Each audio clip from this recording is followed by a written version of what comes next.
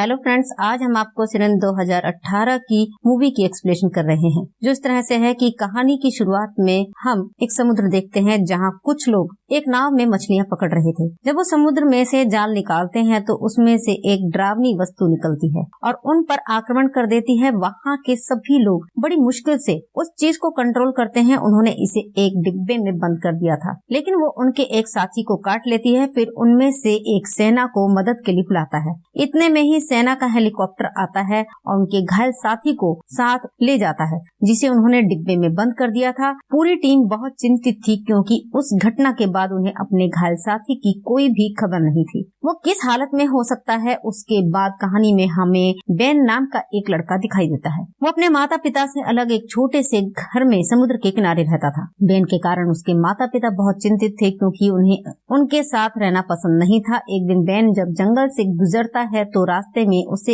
एक लड़की मिलती है। उसे देखते ही वो बेहोश हो गई। जब उसे होश आया तो उसने खुद को बेन के घर में पाया, लेकिन वो लड़की उसे बड़ी अजीब लग रही थी क्योंकि वो ना तो उसे कुछ बताती है ना ही कुछ कहती है। वो बस बेन को देख रही थी जैसे उसने किसी इंसान को पहली बार देखा हो। जब बेन डॉक्टर को बुलाने उसके घर गया तो वो लड़की उसके घर से भाग गई। एक नाव में समुद्र के किनारे सो गई और सुबह वो लड़की एक मोटे चूहे को पकड़कर कच्चा ही खा जाती है। उसने इसे अपना नाश्ता बना लिया था। इसके बाद वो घूमने के लिए कस्बे में चली गई। वो एक बच्चे को देखते हैं जो टीवी पर जल परी की कविता सुन रहा था। वो लड़की उस कविता को सुनती है और अपना नाम रेन रखती है और जाकर एक आदमी की गाड़ी में बैठ जाती है। अब वो आदमी जिसकी कार में राइन बैठी है उसका फायदा उठाता है और उसे जंगल में ले जाता है जहाँ वो उसके साथ गलत करने जा रहा था, लेकिन रेन उसे काट कर मार देती है। दूसरी ओर बेन भी पूरे दिन रेन की तलाश कर रहा था। जब वो उसकी तलाश करता है तो उसने उसे समुद्र के किनारे पाया। बेन अब उसे फिर से घर लाता है और उससे बात करने की कोशिश करता है। वो बेन को बताती है कि उसका नाम रेन है और बहुत ही सुंदर गाना भी गाती है। रेन जो गीत गा रही थी वो कस्बे के लोगों के बीच प्रसिद्ध था कि ये गीत एक जल परी द्वारा गाया गया है। बेन को उस पर शक था कि शायद वो जल परी है, इसलिए वो उसकी त्वचा को छीलते हुए देखकर डॉक्टर को बुलाने जाता है। पीछे से रेन ने समुद्र में छलांग लगा दी थी। जैसे ही वो पानी में जाती है, रेन एक डरावनी जल परी में बदल जाती है और चिल्लाने लगती है। उसकी चीख सुनकर बेन भी उसके पीछे पीछे पानी में कूद गया, लेकिन वो उस पर हमला करती है। बेन उसे बचाकर बड़ी मुश्किल से पानी से बाहर निकला। अगली सुबह वो एक महिला के पास जाते हैं जिसका नाम एलन था। उसने राइन को जंगल जाते हुए भी देखा था और वो उसे जल परियों के बारे में बताती है। एलन का कहना है कि वो दिखने में सिर्फ खूबसूरत है, लेकिन वो इंसानों को अपना दुश्मन मानते हैं। जाते समय वो अपने साथ जल परियों के बारे में एक किताब लाया है ताकि वो पढ़ सके। तो यहाँ हमें पता चलता है कि कहानी की शुरुआत में जिस आदमी पर किसी डरावनी चीज ने हमला किया था और सेना उस चीज को अपने साथ ले गई, वो कोई और नहीं बल्कि रेन की बहन थी। और इसी वजह से रेन भी पहली बार पानी से बाहर निकली और अपनी बहन को जमीन पर पाया। इसलिए वो बोलना नहीं जानती थी और ना ही वो इंसानों के बारे में कुछ जानती थी। अगली रात बेन उसी टीम के साथ समुद्र में जाता है और जिसे हमने कहानी की शुरुआत में देखा था, वो जहाज पर अपने कैमरे में रेन को पानी में तैरते हुए देखते हैं। तभी उन्हें चीख पुकार सुनाई देने लगी। बेन कुछ भी नहीं जानता, सोच रहा था कि रेन मुश्किल में है, इसलिए वो उसे बचाने के लिए पानी में कूद गया। लेकिन जैसे ही वो पानी में जाता है उसे एक उपकरण मिलता है जिसे रेन को नुकसान पहुंचाने के लिए रखा गया था। बेन उस उपकरण के साथ बाहर आया। अगले दृश्य में हम रेन को देखते हैं जो फिर से पानी से बाहर आ गया। वो एक महिला को डराती है, उसके कपड़े पहनती है और एलन के घर आती है। जल परियों के बारे में कौन जानता था। वो साइन लैंग्वेज में एलन को ये बताने की कोशिश करती है कि वो अपनी बहन से अलग हो गई है, इसलिए वो उसे जमीन पर खोजने आई है। दूसरी ओर हम रेन की बहन को देखते हैं। वो जल परी भी थी। उसे सेना ने कैद कर लिया था। उन्होंने उसे एक बहुत बड़ी पानी की टंकी में बंद कर दिया था और उस पर प्रयोग कर रहे थे। साथ ही वो उस शख्स को उन्होंने अपने पास रख लिया था जिस पर कहानी की शुरुआत में रेन की बहन ने उस पर हमला कर दिया। जब भी वो होश में आता तो वो उसे इंजेक्शन लगाकर बेहोश कर देते थे। सेना सब कुछ कर रही थी ताकि ये आदमी बाहर जाकर इस जल परी के बारे में किसी को ना बताए। दूसरी ओर रेन एलन के घर में सब कुछ सूंघ रही थी क्योंकि वो भूखी थी। इसलिए एलन अब बाजार जाती है और उसके लिए ढेर सारा फूड यानी समुद्री जीव उसके लिए लाती है। घर पर बेन अपने दोस्त को वही संकेत दिखाता है जो रेन के हमले से आया था। वो अपने दोस्त को कैमरा रिकॉर्डिंग भी दिखाता है। सब कुछ देखकर उसे भी यकीन हो गया था कि रेन वाकई जल परी है। उसके बाद बेन उस उपकरण को एलन के घर लाता है जो उसे समुद्र में मिला था। जब वो इसे बजाते थे तो उसमें चीखने चिल्लाने की आवाज आती थी जो असल में रेन की बहन थी। सेना ने उन आवाजों को रिकॉर्ड किया और उपकरण को समुद्र में फेंक दिया। जब बेन उस उपकरण को बजाता है, रेन दरवाजा तोड़ देता है और गुस्से में बाहर आ जाता है। वो ये डिवाइस बेन को लेती है। वो समझ रही थी कि उसकी बहन इस यंत्र में कैद है जो उसे मदद के लिए पुकार रही है। बेन उसे समझाता है कि ये सिर्फ आवाजें हैं, हम जल्द ही आपकी बहन को ढूंढ लेंगे। रेन समझने लगता है कि वो क्या कर रहा था। बेन रेन को एलन के घर छोड़ देता है और अपने दोस्त के साथ चला जाता है। वो दोनों घर आते हैं और जलपरियों के बारे में शोध करना शुरू कर देते हैं क्योंकि वो दोनों रेन को पसंद करने लगे थे। वो उसकी मदद करना चाहते थे। उसकी आंखों का असर उनके मन पर पड़ने लगा। यानी जलपरियों में इतनी ताकत होती है कि वो किसी भी इंसान के दिमाग को वश में कर सकती है। इसी तरह रेन की बहन ने भी एक आर्मी ऑफिसर को अपनी आवाज सुनाई, वही गाना जो रेन ने बेन के लिए गाया था। तभी वो सेना का जवान दिन भर उसके टैंक के बाहर बैठा उसे देखता रहा। हमें वो आदमी दिखाया गया जिससे रेन की बहन के साथ सेना ने कैद कर लिया था। उसके पास एक नर्स का मोबाइल आता है। वो मोबाइल लेता है और अपने दोस्तों को मैसेज करता है ताकि कोई उसकी मदद कर सके। जब उसके दोस्तों को उसका मैसेज मिलता है तो उन्हें उस नंबर के बारे में पता चलता है। उन्हें ये भी पता चलता है कि वो नंबर सेना की एक नर्स का है। वो अपने दोस्त को बचाना चाहते थे, इसलिए वो नर्स के पीछे पड़ जाते हैं। पुलिस को कस्बे के उस आदमी के बारे में भी पता चला जिसे रेन ने जंगल में मार डाला था। पता चला कि ये काम एक अजीब सी दिखने वाली लड़की ने किया है। उस महिला ने पुलिस में रिपोर्ट दर्ज कराई जिसके कपड़े रेन ने चुरा लिए थे। तभी पुलिस उस महिला के पास जाती है और रेन का स्केच बनाती है ताकि वो रेन को आसानी से ढूंढ सके। हमें बेन दिखाया जाता है। वो उससे कहता है कि मैं तुम्हें एक इंसान के बारे में सब कुछ बता दूंगा जिससे तुम्हारे लिए धरती पर रहना आसान हो जाएगा। जब बेन रेन से बात कर रहा था तो उसे लगता है कि रेन उसे कुछ बताना चाहता है, लेकिन बेन ऐसा नहीं चाहता था, इसलिए वो उसे अपने से दूर रखता है। बेन अपने दोस्त का फोन सुनने गया, तभी रेन यहाँ से चली गई। वो किनारे पर एक आदमी से मिलती है जो उसे एक पार्टी में ले गया। उसने वहाँ खूब शराब पी। जब बेन और उसके दोस्त को रेन के लापता होने के बारे में पता चला तो वो चिंतित हो गए क्योंकि वो जानते थे कि रेन किसी को भी नुकसान पहुंचा सकती है। इसलिए वो जल्दी से उसे खोजने निकल पड़ते हैं। वो उस पार्टी में पहुंचे जहां रेन थी। इससे पहले कि वो उसे अपने साथ ले जा पाते, नशे की हालत में वो स्विमिंग पूल में गिर गई। यहाँ बेन बहुत डरा हुआ था क्योंकि वो जानता था कि जैसे ही रेन पानी में जाएगी वो जल परी में बदल जाएगी, लेकिन ऐसा कुछ नहीं हुआ। वो उसे अपने कमरे में ले जाते हैं। वहाँ बेन की सहेली से कहते हैं कि वो केवल समुद्र में जल परी में बदल सकती है। उसने बेन के दोस्त से कहकर उसे गले लगा लिया। रेन को अब यकीन हो गया था कि वो वास्तव में उसकी मदद करना चाहते हैं। दूसरी तरफ हमें दिखाया जाता है कि रेन की बहन ने पानी की टंकी तोड़ दी और सेना के जवानों को मार डाला। वो नर्स की वर्दी में वहाँ से भागने की कोशिश कर रही थी। तभी वो आदमी उठता है जिसे सेना के जवानों ने रेन की बहन के साथ पकड़ लिया था। उसने रेन की बहन के कपड़ों से नर्स की कार की चाबियां निकाली। दोनों भागने में सफल रहे। वो आदमी जल्दी से अपने दोस्त को फोन करता है क्योंकि उसकी हालत बहुत खराब थी। रेन एलन को बताती है कि उस दिन मेरी बहन खाना खाने आई थी। जिस दिन उसे पकड़ा गया उस दिन रेन की हालत भी बहुत खराब थी। उसके लिए सांस लेना मुश्किल हो रहा था क्योंकि वो कई दिन से समुद्र में नहीं गई थी। बेन उससे कहता है कि उसे पानी में जाना चाहिए, लेकिन वो मना कर देती है। वो कहती है कि वो अपनी बहन को लिए बिना वापस नहीं जाएगी, इसलिए बेन उसके गले में एक ट्रैकिंग डिवाइस लॉकेट डाल देता है ताकि रेन जहाँ भी हो वो उसके बारे में जान सके। तभी बेन के पास उसके दोस्त का फोन आता है जो उसे जंगल में आने के लिए कह रहा था। उसके बुलावे पर बेन जंगल में जाता है और वो रेन को भी अपने साथ ले आया। जब वो समुद्र के किनारे पानी में जाने वाली थी तो वो वहाँ अपनी बहन से मिलती है। दोनों एक दूसरे को देखकर बहुत खुश होते हैं। रेन की बहन उसे अपने साथ पानी में ले जाती है, लेकिन उसके जाने के बाद बेन और उसका दोस्त बहुत दुखी हुई क्योंकि उन्हें रेन से काफी लगाव हो गया था। अब रेन को अपनी बहन मिल गई थी, लेकिन यहाँ कहानी में एक नया मोड़ आता है। रेन की बहन ने सेना के जवान के सामने गाना गाया और वो उस गाने के दीवाने थे, इसलिए अब वो रेन की बहन को पाना चाहते थे।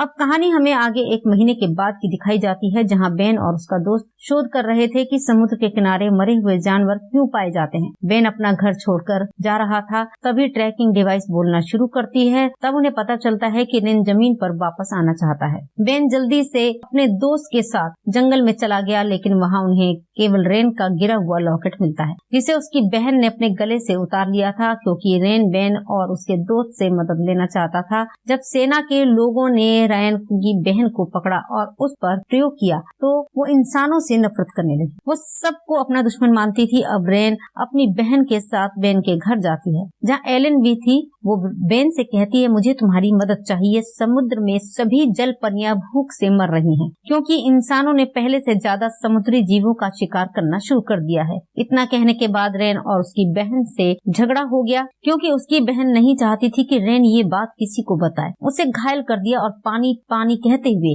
वहाँ से चली गई। बेन का दोस्त रेन के घाव साफ करता है। वो उससे वादा करते हैं कि वो उनकी मदद जरूर करेंगे। वहीं बेन अपने पिता की फैक्ट्री में जाता है, जो समुद्र के किनारे मछलियां पकड़ते थे। लैपटॉप की मदद से उसने पता लगाया कि समुद्री जीवों का शिकार कौन कर रहा था। वो जानता था कि वो सेना के जवान हैं, जो रेन की बहन के गाने के दीवाने थे। वो सभी समुद्री जानवरों को मार रहे थे, ताकि जब समुद्र में खाने के लिए कोई जानवर न बचे, जलपरियां जमीन पर भोजन की तलाश में आएंगी और वो उन्हें पकड़ लेंगे। इसके लिए उसने शीशे के बहुत बड़े बड़े टैंक भी बनवाए थे। वो समुद्र में उपकरण भी डालते हैं। रेन की बहन जो रात में घूम रही थी, कुछ लोग उसे परेशान करने आ गए, किंतु वो उन्हें डराकर समुद्र के तट पर जाकर छिप गई। वो समुद्र के अंदर नहीं जाती, क्योंकि वहाँ वह रेन को अकेला ही नहीं छोड़ना चाहती थी। सुबह एलन रेन की बहन के पास आती है, जो उसे खाने के लिए मछली दे रही थी, और उसे अपने साथ घर ले जाती है। वो उससे कहती है कि तुम चिंता मत करो, आप निश्चित रूप से अपनी बहन रेन के साथ जाएंगी और मैं आपकी तरह हूँ। एलन का क्या मतलब था? क्या वो भी जलपरी थी? इसके बारे में हम आगे की कहानी में जानेंगे। तो अब रेन की बहन एलन का घर छोड़कर बेन के पापा की फैक्ट्री में आ गई, जहाँ उसे ढेर सारी मरी हुई मछलियाँ दिखाई देती हैं। उसने वहाँ बेन की तस्वीर भी देखी थी। अब वो सोच रही थी कि बेन सबसे पीछे है। वो समुद्र में मछलियों का शिकार कर रहा है। तभी वहाँ वो फौजी भी आ जाता है, जो उसके गाने का दीवाना था। लेकिन जैसे ही उसने उसे देखा, वो वहाँ छिप गई और वापस एलन के घर आ जाती है। एलन जब उसे अपने घर पर देखती है, तो अब वो वहाँ रैन को भी बुलाती है। रैन अपनी बहन को समझाने की पूरी कोशिश कर रही थी कि कुछ अच्छे लोग हैं जो हमारी मदद करना चाहते हैं, लेकिन उसकी बहन कुछ भी सुनने को तैयार नहीं थी। वो सबको अपना दुश्मन समझ रही थी। दूसरी ओर बेन उसी आदमी से मिलने जाता है, जिसे रेन की बहन के साथ सेना ने कैद कर लिया था। वो बेन से कहता है कि सेना का एक जवान है जो रेन की बहन की तलाश कर रहा है। वो उसे किसी भी कीमत पर पाना चाहता है। उन्होंने मुझसे इस बारे में पूछा है। उसके गाने का उन पर बहुत प्रभाव पड़ा है। ये सब सुनने के बाद बेन वापस अपने घर आ गया, जहाँ उसका दोस्त भी था। वो अब उसे सब कुछ बताता है कि इस सब के पीछे सिपाही है। लेकिन हाँ, ये सच है कि उनके साथ साथ रैन के गाने का भी मुझ पर काफी प्रभाव पड़ा है, यहाँ तक कि उसके बिना रहना मुश्किल है। यानी बेन और सैनिक दोनों रैन और उसकी बहन के दीवाने थे। बेन अब अपने दोस्त के साथ एक पार्टी में जाता है, जहाँ उसकी मुलाकात उसी सैनिक से होती है। वो वहाँ बेन को अपनी माँ से मिलवाता है, जो चल नहीं सकती थी। वो कहता है, चिंता मत करो माँ, मैं तुम्हें बहुत जल्द ही ठीक कर दूंगा, क्योंकि मुझे तुम्हारा इलाज मिल गया है। वो सिपाही यहाँ रैन की बहन के खून की बात कर रहा था, जिसे वो पकड़कर उस पर प्रयोग करके लाया था। उनका कहना है कि अगर जल परियों के खून इंसानों पर लगाया जाए तो उन्हें कोई भी बीमारी बहुत जल्दी ठीक हो सकती है। ये सुनकर फौजी की माँ बहुत खुश हुई। तभी बेन सिपाही से कहता है कि अगर तुम समुद्र में शिकार करना बंद कर दो, तब मैं आपको उस जल परी से मिलवा सकता हूँ। ये सुनकर सिपाही कहता है कि आज रात उस जल परी को जमीन पर रोक देना, क्योंकि सेना जल परियों का शिकार करने जा रही है। ये सुनकर बेन बहुत परेशान हुआ। वो रैन को बुलाते हैं और उससे समझाने की कोशिश करता है और उसे रात में समुद्र में नहीं जाना चाहिए, वहाँ बड़ा खतरा है। लेकिन वो उसकी को एक नहीं सुनता। इसके विपरीत वो अपनी बहन के साथ जंगल में जाती है और गाना शुरू कर देती है। उनकी आवाज सुनकर सिपाही भी जंगल में आ गया, जहाँ दोनों बहनों ने उस पर हमला कर दिया। तभी बेन भी वहाँ आ जाता है। जब सिपाही सेना को मदद के लिए पुकारता है, तो सेना का नाम सुनते ही रैन और उसकी बहन उसे छोड़कर चली जाती है। लेकिन रैन अब बेन से परेशान थी, क्योंकि उसने एक गलत व्यक्ति की मदद की थी, जो उसकी बहन को मारना चाहता था। ये कहकर वो अपनी बहन को लेकर वहाँ से चली जाती है। रास्ते में रैन की बहन उससे कहती है कि मैं इस शहर के सभी लोगों को मार डालूंगी, क्योंकि ये लोग हमारे भोजन का शिकार करते हैं। लेकिन रैन अपनी बहन को ऐसा करने के लिए रोकती है इस बात को लेकर उनके बीच फिर से मारपीट हो गई। रेन की बहन उससे नाराज हो जाती है और पानी में चली जाती है। जब उदास रेन भी पानी में जाने वाली थी तभी एक पुलिस अधिकारी आता है और उसे अपने साथ ले जाता है, क्योंकि जिस आदमी को रेन ने जंगल में मारा था उसके ठिकाने के बारे में पुलिस को पता था। पुलिस अधिकारी का कहना है कि मैं जानती हूँ इस काम में आप अकेले नहीं थे, बताओ कौन है तुम्हारे साथ। यहाँ रेन बेन और उसके दोस्त का नाम बताते हैं और वो मेरी मदद कर रहे हैं। अब बेन के दोस्त के पिता ने अपनी बेटी को फोन किया और झूठ बोलने का कारण पूछा, क्योंकि पहले उसने कहा था कि वो रेन को नहीं जानती। जब पुलिस को सारी बात पता चली तो बेन की सहेली अपने पिता को रेन के बारे में सब बताती है कि वो एक जलपरी है, लेकिन वो बेन के दोस्त के पिता को अभी भी विश्वास नहीं हो रहा था। तो वो पानी लेता है और उसके हाथ पर गिराता है, जिससे रेन का हाथ जलपरी में बदल गया था। यहाँ तक कि उसे यकीन हो गया था कि वो जलपरी है, तो वो उसे मुक्त कर देता है। बेन का दोस्त उसे वापस घर ले आया, लेकिन उसे बेन की चिंता थी, क्योंकि आज रात बेन कुछ लोगों के साथ सेना के जहाज का पीछा करने जा रहा था ताकि वो सभी जलपरियों को बचा सके, क्योंकि आज रात सेना जलपरियों का शिकार करने वाली थी। बेन और उसके साथियों का जहाज अब सेना के जहाज पर पहुंचा तो वहाँ कोई नहीं था। उन्हें खून के सिवा कुछ नहीं मिलता। रेन की बहन ने सभी को मार डाला था और उनकी लाशों को पानी में फेंक दिया था ताकि किसी के हाथ कोई सबूत न लग सके। फिर बेन के जहाज के पहले जहाज पर रेन की बहन और उसका भाई उन पर हमला करते हैं। वो सभी जलपरियां थी। वहाँ रेन की बहन अपना गाना गाती है, जिसे सुनकर बेन का दोस्त अपनी बंदूक फेंक देता है और रेन की बहन के पास जाता है, लेकिन सही समय पर बेन ने उसे बचा लिया था। सभी पर हमला करने के बाद रेन के भाई बहन वापस समुद्र में चले गए, लेकिन उन्होंने बेन के एक दोस्त को मार डाला था। इधर बेन के दूसरे साथी का कहना है कि अगर हम जाकर सबको बता दें कि एक जलपरी ने हमारे साथी को मार डाला है तो कोई भी हम पर विश्वास नहीं करेगा। इसलिए वो अपने साथी के शव को पानी में फेंक देते हैं और तय किया जाता है कि मैं जाकर सबको बता दूं कि वो डूबकर मर गया है। बेन अपने घर वापस आ गया, जहां उन्होंने राइन को बुरी तरह आलोचना की। वो उसे जानवर भी कहता है। ये सुनकर रैन बहुत दुखी होती है, और क्योंकि बेन अपने दोस्त की मौत से बहुत दुखी था। वो रैन से कहते हैं कि हम लंबे समय से आपकी मदद करने की कोशिश कर रहे हैं और तुम्हारी बहन ने मेरे एक दोस्त को मारकर हमें धन्यवाद दिया। बेन अपने दोस्त को लेकर अपने साथी के अंतिम संस्कार में जाता है, जहां उनके निधन से सभी बेहद दुखी थे। वापस लौटने पर रेन बेन से कहती है कि हम जानवर नहीं हैं, एक जलपरी की मौत का हमें भी अफसोस है और उन्हें समुद्र के नीचे गाड़ दो। बेन का दोस्त भी उसे समझाता है कि सेना ने रेन की बहन के साथ अच्छा व्यवहार नहीं किया, इसलिए वो सभी मनुष्यों को अपना शत्रु मानती हैं और इसमें रेन की कोई गलती नहीं है। सब कुछ जानने के बाद बेन रेन से माफी मांगता है। रात में रेन अपना गाना भी गाती है, जिसे सुनकर वो बहुत खुश हुआ। और आगे हमें दिखाया गया है कि रेन की बहन अपनी बहन और भाई के साथ मैदान में आई थी ताकि वो सभी इंसानों को मार सके, और रेन को अपने साथ ले जाती है। कुछ लोगों को डराते हैं और उनके कपड़े पहन लेते हैं और सीधे एलन के घर आ जाते हैं। जब वो उसने रेन के बारे में पूछा तो वो कुछ नहीं कहती है और इस पर रेन का भाई एलन को मारने की कोशिश करता है। अपनी जान बचाने के लिए वो उन्हें बताती है कि वो बेन के घर पर है। अब वो सब बेन के घर जा चुके हैं और रेन की बहन उसे अपने साथ आने के लिए कहती है, लेकिन वहाँ रेन के दूसरे भाई और बहन दोनों पर हमला करते हैं। रेन की बहन उन्हें उनकी मदद के लिए लाई थी, लेकिन ये दोनों यहाँ उन्हें मारने आए थे। बेन अपने अन्य दो भाइयों और बहनों पर पानी डालता है, जिसके कारण वो जलपरियां बन गई थी। इसका फायदा उठाकर बेन रेन और उसकी बहन को बचाकर जंगल में ले आया। इधर बेन उससे पूछता है कि तुम्हारे भाई बहन तुम्हें क्यों मारना चाहते हैं, जिस पर वो उसे कहानी सुनाती है। वो कहती है कि कुछ साल पहले एक जलपरी जमीन पर आई। उसने एक आदमी से शादी की। जब उनके बच्चों का जन्म हुआ तो वो सामान्य नहीं थे, वो आधा मानव और आधी जलपरी। जब सभी जलपरियों को इस बात का पता चला तो उन्होंने उस बच्चे को मार डाला और जलपरी को वापस समुद्र में ले गए। फिर उस आदमी ने अपनी पत्नी यानी जलपरी को खोजने के लिए समुद्र में शिकार किया, जिससे सभी जलपरियां मर गईं। और अब मेरे भाइयों और बहनों को लगता है कि मेरी वजह से सभी इंसान समुद्री जानवरों का शिकार कर रहे हैं, इसलिए वो मुझे मारने के लिए यहाँ आए हैं। दूसरी ओर हम देखते हैं कि पुलिस को भी पता चला है कि कस्बे में दो जलपरियों ने हमला किया है, इसलिए वो उन्हें पकड़ना चाहते हैं। बेन के दोस्त के बेटे को जब इस बात का पता चला तो वो भी अपनी बंदूक लेकर आया, क्योंकि वो उन जलपरियों से अपने पिता का बदला लेना चाहते थे।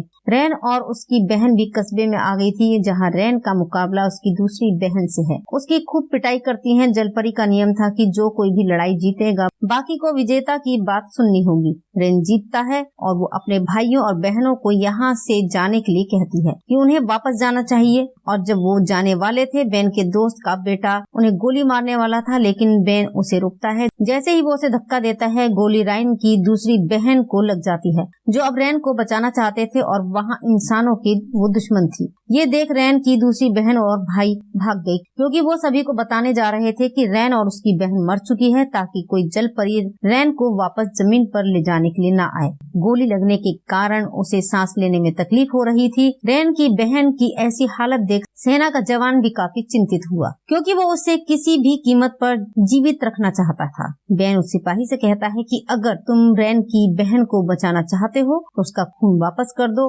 तुमने जो निकाला था वो सिपाही रैन की बहन के लिए कुछ भी कर सकता था, इसलिए वो अपना खून डालता है। रैन की बहन के शरीर में जैसे ही खून गया, वो पहले ठीक थी, लेकिन कुछ देर बाद उसकी तबीयत बिगड़ जाती है। वो सांस लेना बंद कर देती है। रैन की बहन की मौत हो गई थी। रैन ना तो अपनी बहन को समुद्र में फेंक सकती थी और ना ही इंसानों के साथ उसे दफना सकती थी, इसलिए एलन उसे अपने साथ जंगल में ले जाती है, जहाँ कुछ लोगों को दफनाया गया था। वहाँ एलन उन्हें बताती है कि जो भी कहानी बेन को बताई कि जल परी का बच्चा मारा गया, ये सब झूठ है। वास्तव में उस जल परी की पुत्री जीवित थी और मैं भी उनके परिवार से हूँ, यानी एलन भी जल परी थी। वो कहती है कि बेन, तुम भी एक ही परिवार से हो। जब बेन भी ये सुनता है तो वो पागल हो जाता है और अपने पिता से पूछता है कि उन्होंने इतने सालों तक उन्हें कुछ क्यों नहीं बताया। वो एलन भी उन्हीं के परिवार से है। वहीं रैन की बहन की मौत के बाद सिपाही पूरी तरह से पागल हो गया था। वो समुद्र के किनारे जाता है और अपनी जान दे देता है। जब एलन और बेन के दोस्त ने सैनिक की मौत के बारे में सुना